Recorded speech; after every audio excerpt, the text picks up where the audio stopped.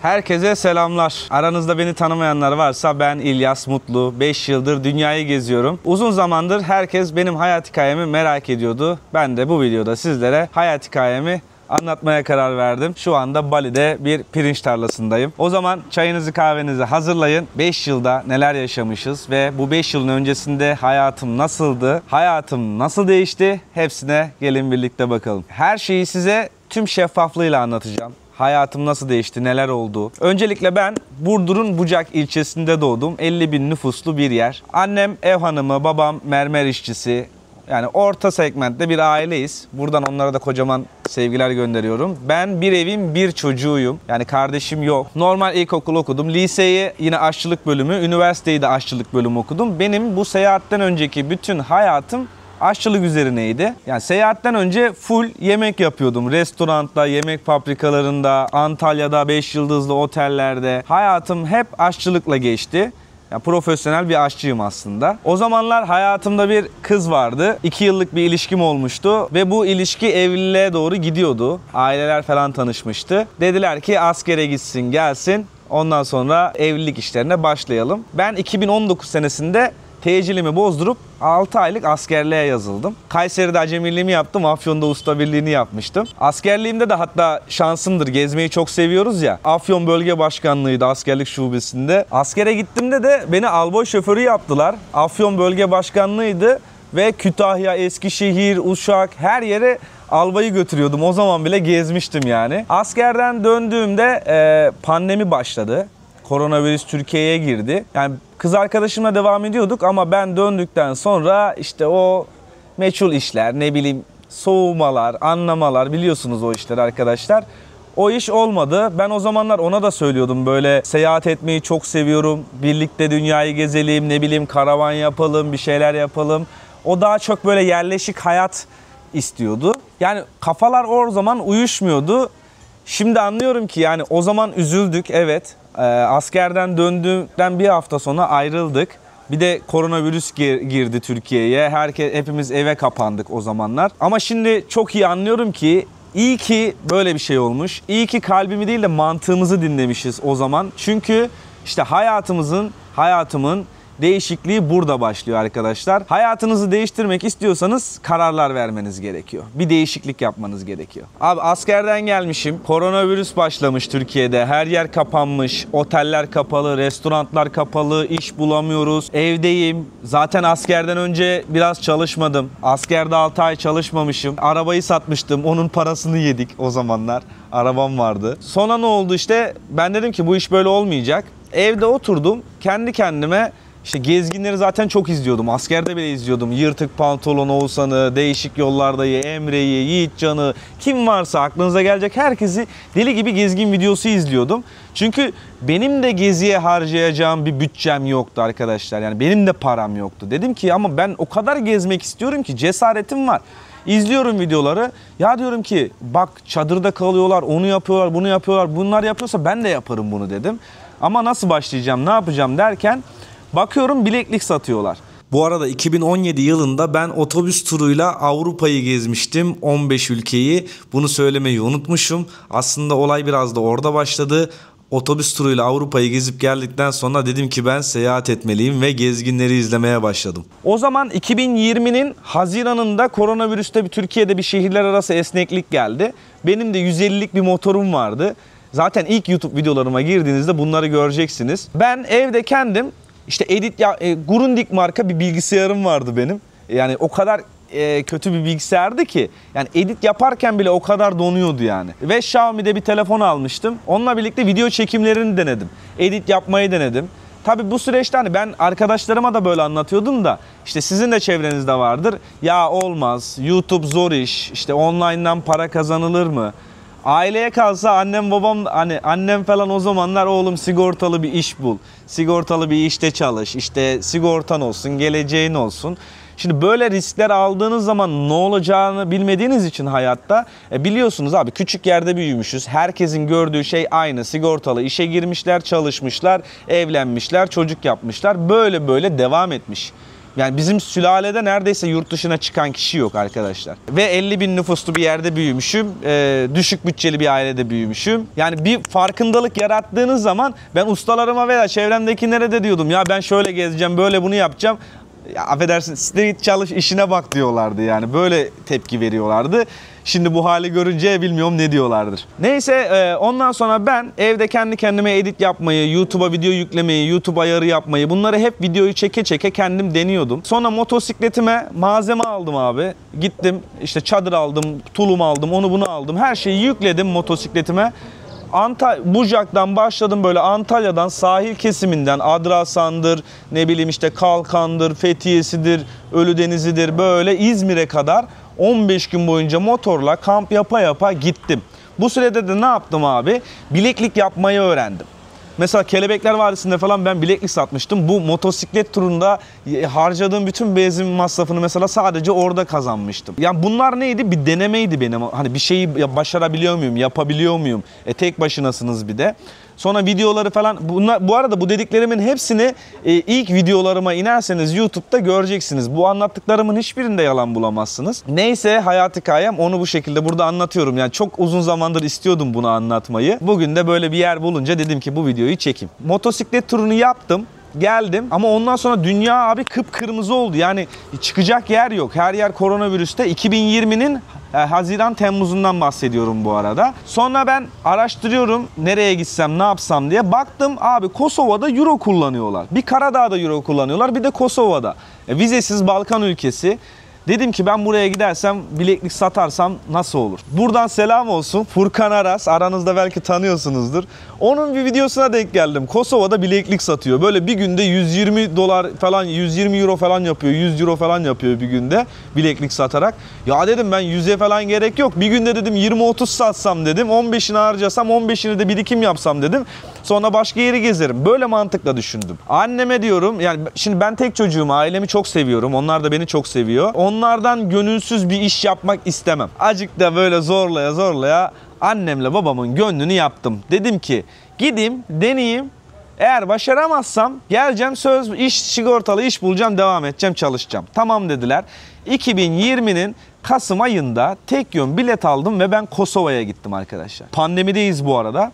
Ben Kosova'ya vardım. İlk gün çantam, hostelde kalıyorum. Priştina merkezde hostel buldum. Şaban'ın üstünde Priştina Center Hostel. 8 euroya kalıyorum o zaman günlük. 8 euro kalıyorum.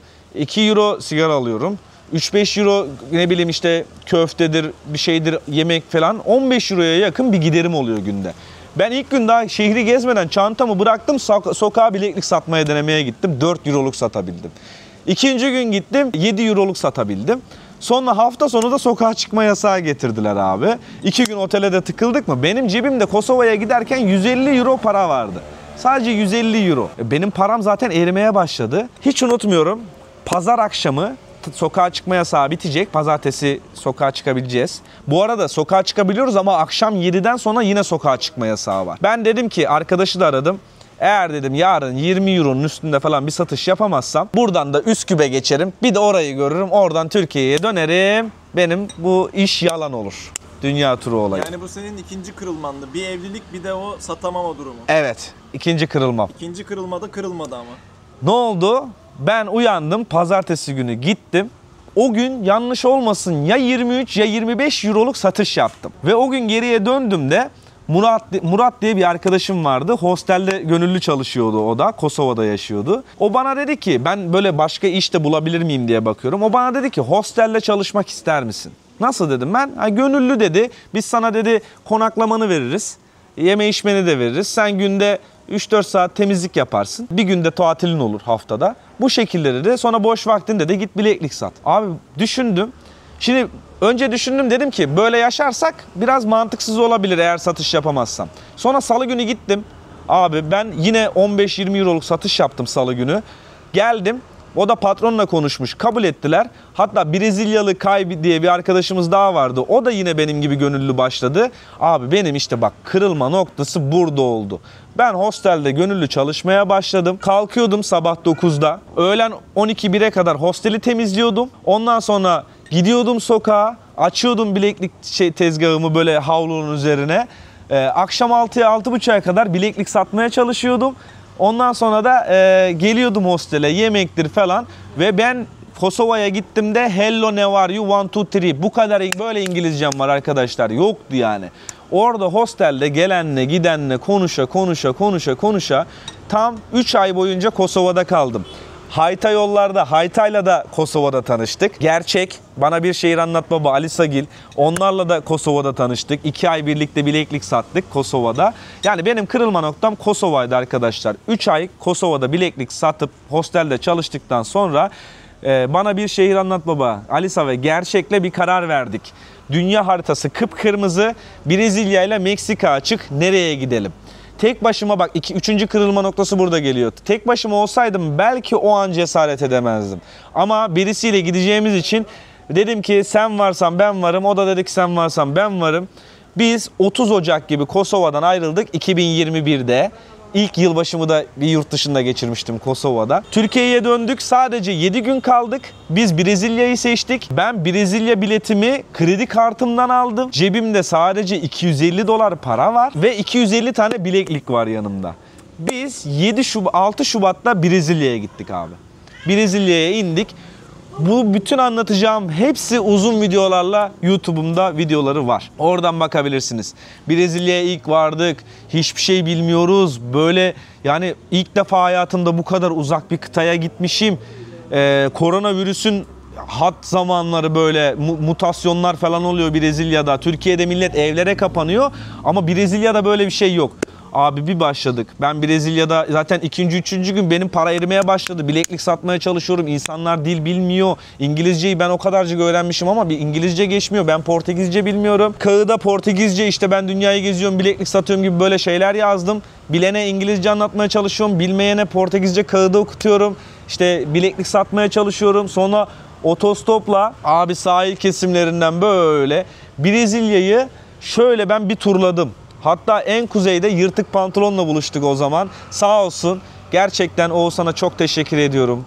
O zaman kendisi GoPro 7'si boşa düşmüştü. Kendi yeni kamera almıştı ve o gün bana destek olarak GoPro 7'sini hediye etmişti. O benim video çekmemde ve YouTube'a yüklenmemde o kadar büyük bir artıydı ki. Buradan gerçekten tekrar Oğuzhan'a çok teşekkür ediyorum. Abi o gün bir şey soracağım. Evet. Peki bu bilinçli bir gidiş miydi? Yani sen şey mi diyordun? Ben YouTube'dan para kazanır bunu şey öyle yaparım değil. falan. Ben diyordum ki gerekirse sahilde su satacağım ama yine gezeceğim. Yine Ben gezeceğim. gezmek Peki, istiyordum. Brezilya hakkında bir fikrin var mıydı Yok. yoksa Sadece milletten bilet izlediğim aldın, videolar. Sıfır. Okay. Aynen. Sadece izlediğim videolar hakkında bilgim vardı. Okay. Başka bir bilgim yoktu. Abi Gerçek'le biz bir Sao Paulo'da ayrıldık. Ben sahil kısmından otostop çekiyorum.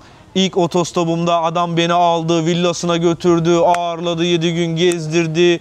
Sonra başka şehre gittim, Rio'ya gittim. Oradan yukarılara çıktım. Fortaleza'ya gittik, Mario Jardel'le tanıştık. İşte yırtıktır, odur budur. Sonra en kuzeyden Sao Paulo'ya 2500 kilometreyi tek bir kamyonla otostop çektim. Cebimde sadece 2 günlük yiyeceğim para vardı.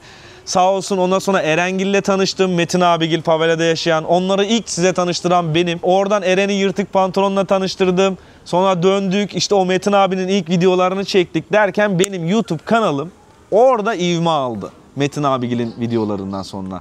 Yırtık pantolonunda sayesiyle. Ben orada takipçim arttı ve ben artık bileklikten ziyade YouTube'a çok yüklenmeye başladım. O an anladın mı yani YouTube'dan bunu halledebilirim? Orayı geleceğim. Ben bak 4. değişim 4. mü oluyor ne bileyim işte dönüm noktaları nerede geliyor. Metin abigilin oradan çıkıp ben tekrar Brezilya'yı böyle yukarıya doğru gitmeye başladım. Takipçim 15.000'lere geldi. Para kazanma açıldı. O YouTube'da para kazanmayı alabilmen için işte AdSense'e şifre falan gönderiliyor. O 35 günde falan geldi. Benim ilk YouTube'dan aldığım para askeri ücretin bir tık daha üzerindeydi. Ve ben o gün şunu düşündüm. Ya dedim ben böyle yaparak askeri ücretten daha fazlasını kazanabiliyorum o zaman. Babam mermer işçisi. Ben de mermer fabrikasında çalıştım bu arada. Zorluğunun ne olduğunu biliyorum. Dedim ki bir ay boyunca sabah kalkıp akşama kadar gidip orada çalışıyorsun her gün. Ve bir ay sonunda o paraları alıyorsun. Ben bunu video çekerek yapıyorum. Bundan sonraki aşama ne oldu biliyor musunuz? bir videoyla asgari ücreti kazandığım gün bendeki mentalite çok fazla değişti. Ya dedim, ben bir video çektim ve asgari ücretten fazlasını kazandım dedim ya. Nasıl olabilir? Hani o gün işte bazı şeyler beyninizde arkadaşlar, yani vücudunuzu değil de kafanızı kullanarak daha farklı şeyler yapabildiğinizi o gün anlamaya başladım. Ben ilk gittiğimde 5 ay Brezilya'da kaldım. Hatta Brezilya'dan Kolombiya'ya çıkacaktım. Sarıum maşası istediler falan filan. Bunların hepsinin videosu var dediğim gibi. Sonra abi Kolombiya kapıyı açtı. Kolombiya'ya gittik. Eren geldi. Haytay'la Kolombiya'da gezdik. Kabileler, osu busu, bir sürü video çektik. Kolombiya'dan indik Peru'ya. Peru'yu gezdik. Sonra Peru'dan risk aldım. Yine cebimde hala para yok. O zamanlar yani YouTube'dan kazanıyoruz 600-700 dolar falan. Yani en ucuzunu konaklıyoruz, en ucuzunu yiyoruz, içiyoruz. Car surfing'de kalıyoruz, otostop çekiyoruz. Böyle ilerliyoruz. Sağ olsunlar bazı insanlar gerçekten destek oldu. Onları da hala unutmuyorum. Destek olanlarla da hala görüşüyoruz, konuşuyoruz. Risk aldım. Venezuela'ya gittim. Venezuela'yı çektim. Sonra artık Latin'de 9 ayımı tamamladım. İlk defa Türkiye'den bu kadar uzun ayrı kalmıştım. 9 ay. 9 ayda bu kadar yerde o kadar çok macera yaşadım ki Türkiye'ye dönerken bir afalladım. Böyle farklı bir yere dönüyormuşum hissi yaşadım Türkiye'ye dönerken. 9 ay sonra Türkiye'ye döndüm. O da nedendi? Aşıları olmamız lazımdı. O zaman işte koronavirüs aşıları çıkmıştı. Türkiye'ye döndüm. Aşımı oldum. Sonra tekrar Balkan'a gittim. İşte Makedonya, Sırbistan, tekrar Kosova'ya gittim. Kosova'ya gidince duygulandım. İlk Kosova'ya gittiğimde nasıldım? İkinci geldiğimde takipçim vardı. Ne bileyim, artık sosyal medyada insanlar beni biraz daha tanımaya başlamıştı falan. Sonra tekrar dönüp tekrar Latin Amerika'ya gitmek istedim. Bu da 2021'in yılbaşına Brezilya'da girdim, hatta 2022'ye geçişimizi yılbaşını Brezilya'da yaptım. Ama ikinci Latin'e gidişim şundandı. Amerika vizesi almak istiyordum. Türkiye'de randevular çok uzundu ve ben Amerika'da dil okullarına kayıt yaptırdım. Her şeyimi ayarladım. Biz gittik, önce Brezilya'dan denedik. Orada oturum istediler. Sonra Arjantin'e gittik. Arjantin'den dil okulu için Amerika vizesini denedik. Red yedik. Red verdiler yani. Ben de o zamanlar bu Amerika'ya kaçış hikayeleri daha yeni başlıyor. Bazı arkadaşlarım kaçtı. Ben dedim ki benim kaçmamı gerektirecek bir durum yok. Ben başladım tekrar gezmeye. Abi Arjantin'den Uruguay'dır, Brezilya'ya döndüm, tekrar Paraguay, Arjantin'e tekrar girdim, Şili'ye gittim. Ben Şili'de 2 ay boyunca gezdim. En kuzeyinden Patagonya'sına kadar falan. Şili'de gezdim. Oradan tekrar Arjantin üstünden Brezilya'ya dönüp 2022'ye girdik çünkü Brezilya'da. 2022'nin ocağında Arjantin'deydik. 2022'nin Nisan ayında ben Brezilya'dan Katar aktarmalı direkt Tayland'a geldim. Niye? Asya kıpkırmızıydı. Tayland kapısını açtı. Kapıyı açtıktan 2 hafta sonra, o zamanlar bir de bir günlük karantinaya girmeniz lazımdı. Oteli öyle seçmeniz gerekiyordu. Havalimanından transferle alıyorlar, otele yerleştiriyorlar. PCR testinizi yapıyorlar. PCR testi sonucu çıkana kadar otelde kalıyorsunuz. Test negatif çıkarsa da serbestsiniz.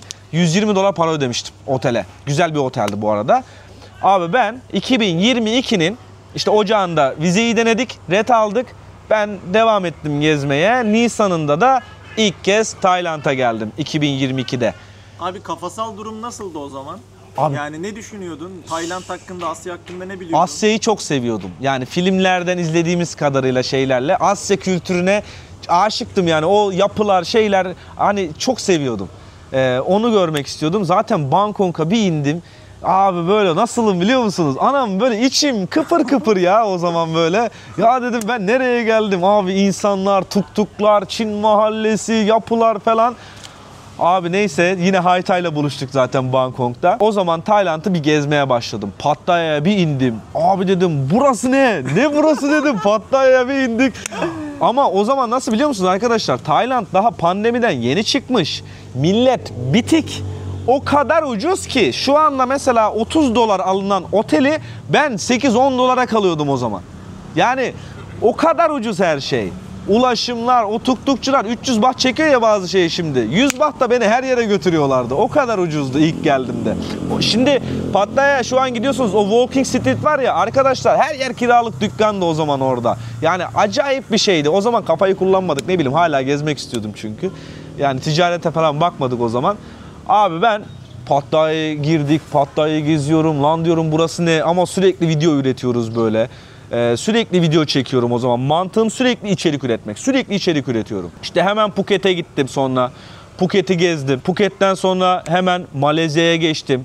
Kuala Lumpur'u gezdik. Oradan Borneo Adası'na gittim. Orada kafatası avcıları, yerel kabileleri gezdim. Hepsinin anlattığımın hepsinin sırayla videosu var arkadaşlar. Bakabilirsiniz. Tabii bu sürede arkadaşlar para nasıl dayanıyor? Bazı yerde dayanmıyor. Ne yapıyorum? İşte bak bunu anlatmak istiyorum size. İleride de değineceğim. Şimdi videonun ilerleyen zamanlarında da değineceğim buna ama şu anda da değinmek istiyorum. Mesela sizin harcama önceliğiniz ne abi?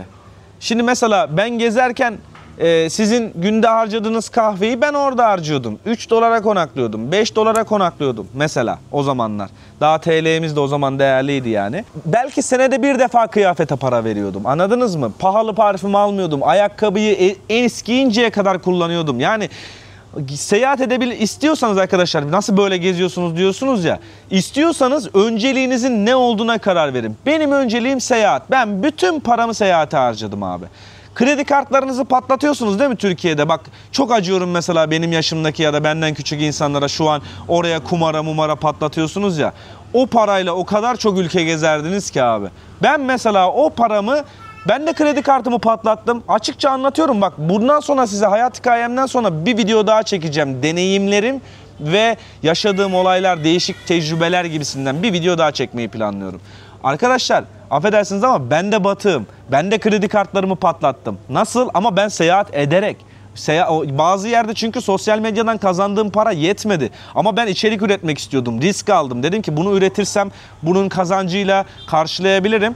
YouTube camiasında en çok para harcanan sektör bizim gezi sektörümüz arkadaşlar. Ben bir video çekmek için örnek veriyorum. Otelim, yemeğim, içmem, o su bu su, videoya harcadığım para, örnek veriyorum 50 dolar.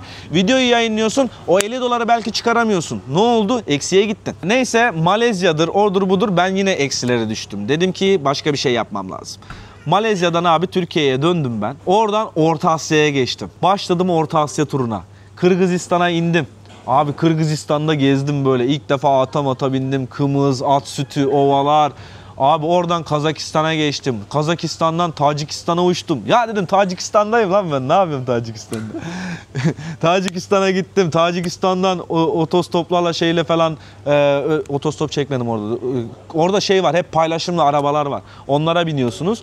Oradan Özbekistan'a geçtim. Özbekistan'da Buhara'sı, Semerkant'ı, Nukus'u, Taşkent'i. Sonra Özbekistan'dan uçtum Azerbaycan'a. Azerbaycan'da köyler gezdik, oradan yine otostopla falan Gürcistan'a geçtim. Gürcistan'dan da Türkiye'ye girdim. Bak bu altılı rotayı yaptım. O zaman işte Facebook'tan da falan gelir elde ederek o zaman ben bu şeyi tamamladım abi. Borçlarımı bir tık bitirdim. Ondan sonra abi Tayland'ı çok beğenmişiz. Sonra tekrar Tayland'a geldim. Bu sürede işte Amerika randevusu aldım Türkiye'den. Tekrar Tayland'a geldim. Videolar çekiyorum. O sıra Japonya dedi ki kapıyı açıyoruz. Abi ben hemen bekledim o sırada. 10 gün 15 gün Tayland'da durdum. Japonya kapıyı açtı. Ben hemen biletimi aldım. Yapıştırdım gittim Japonya'ya. 2022'nin Ekim'i gibi Japonya kapısını açtı. Ama nasıl biliyor musunuz? Turist yok. Japonya o zaman bir tık daha ucuz. Mesela şimdi mesela o zaman 12-13 dolarlara 15 dolarlarla kaldığım hosteller şu an 20-25-30 değişiyor mesela. Öyle o zaman ben 22 gün falan kaldım Japonya'da. O Japon Rail Pass'ı falan almıştım. Cem'le var ya, o bir yukarıya bir aşağıya bir oraya bir buraya. Japonya'ya indim. Hayalimizce nasıl büyülendim ya. Japonya videolarım da o sıra öyle bir izleniyor ki, öyle bir algoritma beni sevdi, o zaman patlıyorum ya. Instagram patlıyor, YouTube patlıyor. Şu an bile en çok izlenen videolarım Japonya videoları. İlk defa YouTube sosyal medya cirolarımın en yüksek olduğu zamandı. Japonya'yı öyle bir gezdim ki, Kyoto'su, Osaka'sı, ora bura. Ondan sonra Japonya'dan Kore'ye geçtim. Kore'de de gezdik. Kore videolarım da çok izlendi. Algoritmam çok iyi. Ne atsam 100 bin, 200 bin, 300 bin. Uzun videolardan bahsediyorum arkadaşlar. İzleniyorum. Gelirim arttı. Sonra ben abi Kore'de bir hasta oldum. Tayland'a döndüm. Ama nasıl hastayım, böyle korona gibiyim ya. Sonra Tayland'dan arkadaşlar benim artık Amerika vize randevum yaklaştığı için 2023'e girdik. Tayland'da yılbaşını kutladım. 2023'ün ocağında Türkiye'ye döndüm. Ocağın 15'i olması lazım. Ankara'da Amerika vizesine randevusuna girdik. Amerika vizemi aldım. Sonra gözlerimi çizdirdim. Benim gözlerim bozuktu. 8 yıl lens kullanmıştım. 2023'ün ocağında gözlerimi çizdirdim. Sonra ben uçak biletimi almıştım. Şubat'ın yanlış olmasın, Şubat'ın ya 6'sına ya 7'sine mi ne? O sıra işte bu maalesef maç depremi oldu arkadaşlar. Ben o zaman yani biletimi de aldım. Bütçe olarak ne artıdayım ne sıfırdayım. Yani eksideyim. Tam sıfırdayım arkadaşlar. Hiç param yok. Ama borcum da yok. Öyle bir aşamadayım. Abi Tayland'a geldim. O sıra tabii ki depremden dolayı içerik üretmedik, bir şeyler yapamadık. Tekrar harcamalardan dolayı eksiye düşmeye başladık. O sıra Tayland'da bir dükkan açayım mı, açmayayım mı? Bu Enes Aslanlı, Enes kardeşim. Oradan o zaman tanıştık. İşte Koh Phangan'a falan gittik. O zaman birlikte dedik hatta bir dükkan mı açsak, bir şey mi yapsak. Sonra dedik abi yok biz gezmeyi seviyoruz. Ben abi oradan Vietnam'a gittim. Sonra Vietnam'ı gezdim bayağı abi. Sonra Vietnam'dan tekrar Tayland'a. Sonra Tayland'dan bu sefer ikinci kez Japonya'ya gittim. Bu sefer Japonya'da çok uzun kaldım. Neden? Japonya'yı çok beğenmiştim. Çünkü Japonya'ya böyle bir 10 gün 15 gün falan giderseniz arkadaşlar tam olarak anlayamıyorsunuz Japonya'nın içeride neler dönüyor, ne bitiyor. Sadece dışarıdan büyülenip dönüyorsunuz, anladınız mı? Ben dedim ki ben bu ülkeyi çözmek istiyorum, anlamak istiyorum. İşte o yüzden zaten beni Japonya ile çok bağdaştırdınız ve ben de Japonya dövmemi yaptırdım. Çok para harcadım Japonya'da. Çok para harcadım gerçekten ama çözdüm. Yani oraya gittim, buraya gittim, binalara girdim, gece hayatına girdim, o şehrine gittim, bu şehrine gittim. Yaşadım ya. Japonya'yı yaşadım arkadaşlar. İşte mesela sizin başka yerde battığınız, başka yere risk aldığınız şeyleri de ben seyahate harcadım. Kendimi harcadım abi. Yani buna risk aldım. Hiç izlenmedim, ödeyemedim, ona düştüm falan derken ben döndüm. İlk Amerika'ya gittim o zaman. 2023'ün Japonya'dan sonra Türkiye'ye döndüm. Oradan abi Türkiye'den bekledim. 2023'ün Ağustos'unda ilk defa Amerika'ya gittim. Amerika'da Tahsin abiyle tanıştık. Kardeşim Yiğit'le ilk tanıştık. İlk gittiğimde Amerika'ya da böyle abi Amerikan rüyası ya. O evler, New York, o işte Pensilvanya'sı, Amişleri falan. Dedik ki biz road trip yapalım abi. Tahsin abi, ben, Yiğit üçümüz araba kiralayıp New York'tan Los Angeles'a kadar geze geze, San Diego'ya kadar hatta road trip yaptık. Sonra onun bütün videoları da yine YouTube kanalımda var. Abi road trip yaptık. Oradan Route 66'dan geriye döndük. O zaman Jaguar araba falan almıştım ben Amerika'da. O zaman ilk başta 3 ay Amerika'da kaldım. Sonra tekrar Chicago'su, San Francisco'su derken bu taraftan Japonya'ya uğrayarak, bir günlük uğrayarak yine Tayland'a döndüm. Bak, her şey yine Tayland'a dönüyor. Çünkü benim ikinci evim olmuştu Tayland. Çok seviyorum abi Tayland'ı. Yani o kadar özgürsünüz ki Tayland'da arkadaşlar. Seviyorsunuz. Mesela burada şöyle bir şey var. Diğer gezgin arkadaşlara bakarsanız geziyorlar, stok video çekiyorlar, Türkiye'ye evine dönüyorlar ya da eşleri var, aileleri var. Oturup evde video editleyerek, yayınlayarak şey yapıyorlar. Ama ben Türkiye'ye dönmüyordum. Türkiye yerine Tayland'a dönüyordum. Yılda bir kere falan Türkiye'ye uğrayıp ailemi görüp yemek yiyip en fazla 2 hafta 3 hafta durup çıkıyordum arkadaşlar. Yani şu 5 yılımda yani Türkiye'de sayılıdır kaldığım günler yani. Tekrar Tayland'a geldim.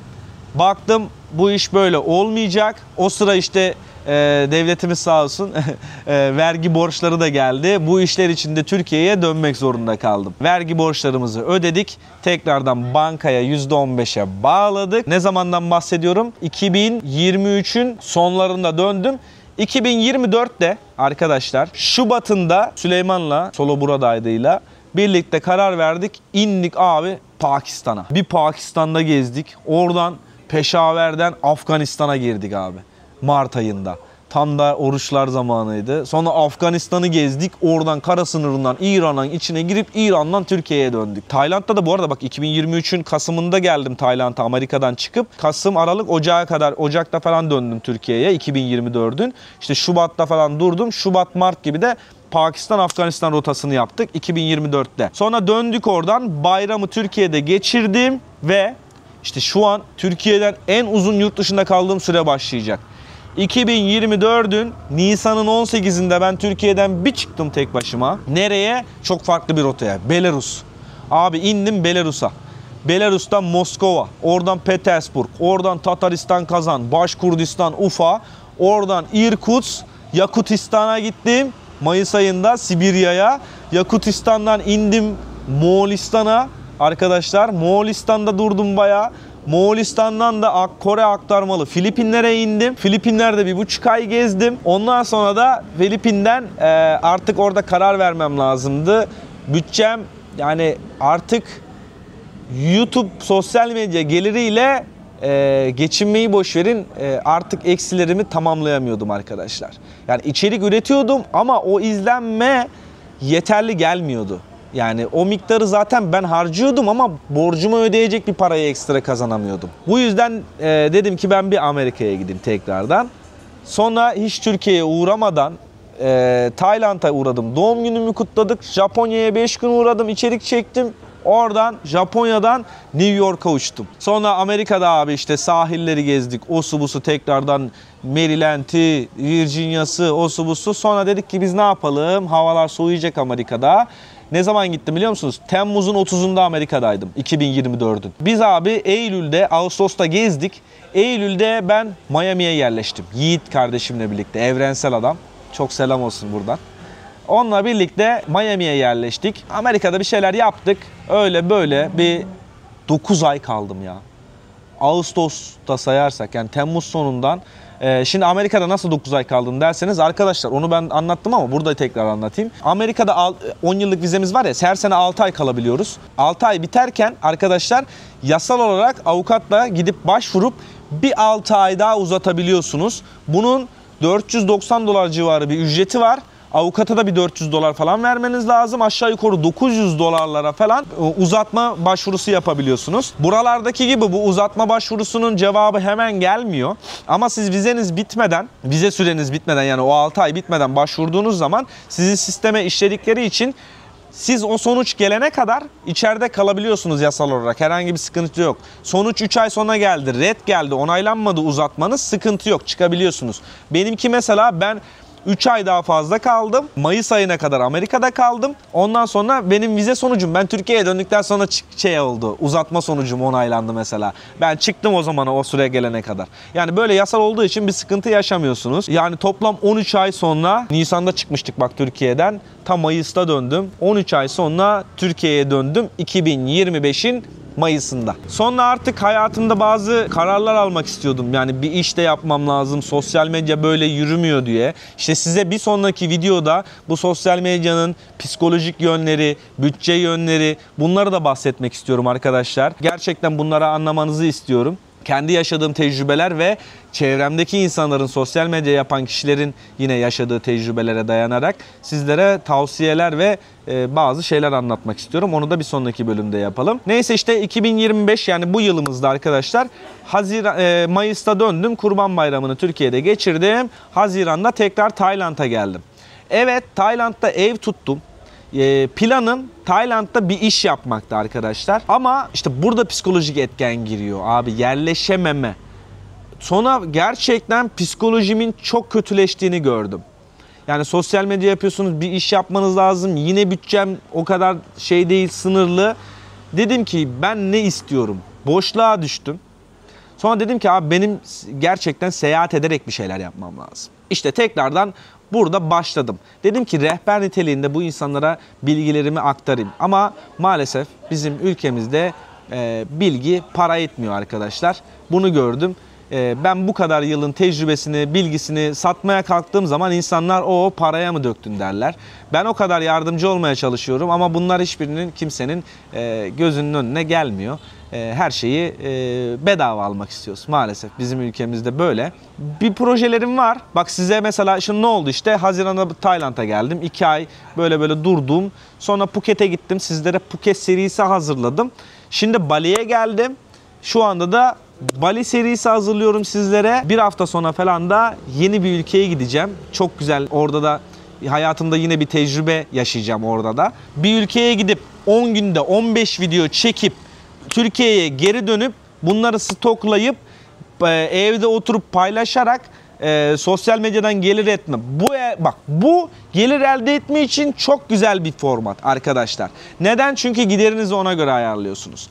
Ama benim istediğim, benim yaptığım şey ne biliyor musunuz? Ben tecrübe odaklı bir insanım. Yani tecrübe yaşamak istiyorum, deneyim yaşamak istiyorum ben. Ben o gittiğim ülkede bu sokakta buymuş değil, bu sokakta niye buymuş mesela ya da burada ne dönüyor?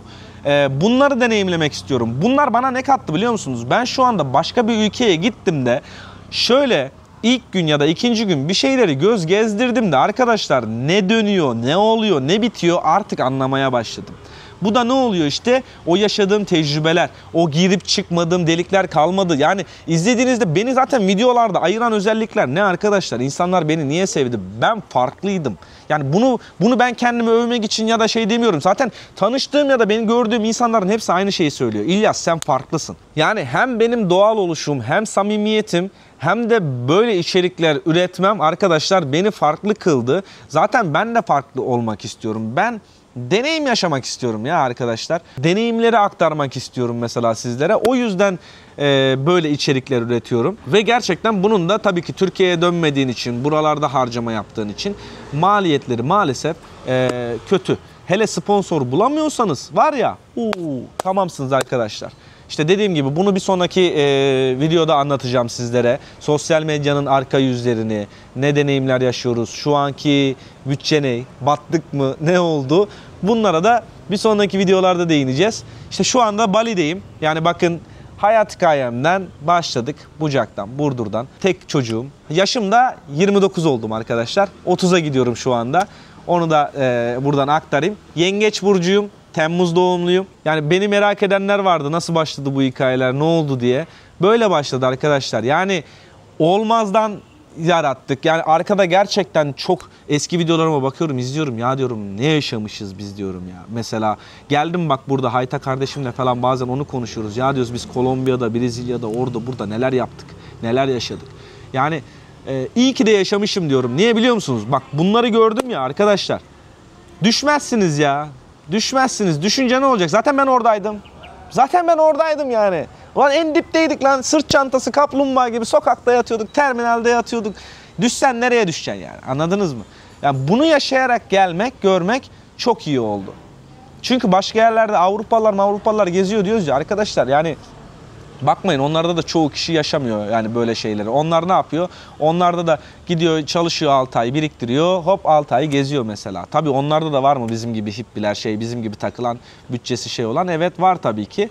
Bizde az hatta böyle şeyler mesela. Türkiye'de kaç kişi tanıyorsunuz işte böyle başlayan gezginleri, sıfırdan başlayan, bileklik satarak, otostop çekerek, sokakta yatarak başlayan. Ben bunlara anlatırken utanmıyorum abi. Niye utanayım? Param olsaydı zaten ben de öyle gezerdim. Sizin şimdi 30 bin dolarınızla başlayın seyahate, satın arabayı. Gelirsin 20 dolara otelde kalırsın. Onu yersin, bunu yersin, içersin, gezersin abi. Bunu yapabilir zaten insanlar. Ama paran yok. Gezmek istiyorsun. Hadi yap bakalım. İşte zaten burada cesaret devreye giriyor. Daha da çok şeyler başarmak istiyorum arkadaşlar. İşte burada ne oluyor biliyor musunuz? İşte bunu tecrübe videosunda anlatacağım. Artık duramıyorsunuz. Yani ben desem ki şimdi ya gideyim abi şurada bir yerde kendime bir bungalov tutayım. Oturayım bir şeyler yapayım. Anladınız mı? Olmuyor. Duramıyorsun abi. Normal günün ya şimdi gel. Normal gününüzde ne yapıyorsunuz abi? Hadi işe gittiniz geldiniz. Akşam arkadaşlarla kafede oturdunuz değil mi? Sabit geliyor o bana. Aksiyon yaşamak gerekiyor. Anladınız mı? Bir şey yapmamız lazım. Şu cümle o kadar doğru ki bunu arkadaşlarla konuşuyoruz. Cehalet mutluluktur derler ya arkadaşlar. Bunu hani bir şey olsun diye demiyorum. Abi gerçekten öyle. Çünkü bir şey görmüyorsun, bilmiyorsun ya.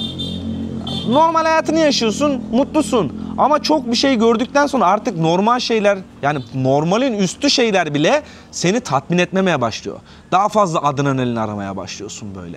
Daha fazla bir şey yapmak istiyorsun. Ne bileyim işte otostopta aldığımız adrenalin, hep yeni şehir görmek, hep oraya gitmek, bunu yapmak, şunu deneyelim, bunu deneyelim, anladınız mı? Bazen de bundan mesela Amerika'da 9 ay kalmamın iyi sebebi de buydu arkadaşlar. Hem çok yorulmuştum hem de artık tat vermemeye başlıyordu. Çünkü her şeyi çok hızlı tüketmeye başlamıştım. Çok sabuk tüketiyorsunuz oğlum. Orada o varmış diyorsun, hadi gidelim deneyelim. Orada bu varmış diyorsun, hadi gidelim deneyelim. Buraya gidelim, şuraya gidelim. Her şeyi çok hızlı tüketmeye başladık. O yüzden bazen durulmak da iyi.